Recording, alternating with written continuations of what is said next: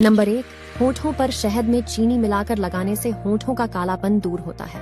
Number 2, जवानी में हड्डियों से कट कट की आवाज आने का मतलब है कि उनमें लुब्रिकेंट की कमी हो गई है, इसलिए दूध में 1 चम्मच सफेद तिल मिलाकर खाएं, हड्डियां कटकटाना बंद होगी। नंबर 3, 1 महीना लगातार काजू का सेवन करने से बालों का झड़ना रुकता है और बाल मजबूत भी होते हैं। नंबर 4, यदि आप डार्क सर्कल से परेशान हैं तो विटामिन ई का कैप्सूल 15 मिनट लगाकर छोड़ दें, फिर चेहरे को पानी से साफ कर लें। डार्क सर्कल ढूंढने से भी नहीं मिलेंगे। ऐसी ही जानकारी के लिए फॉलो करें।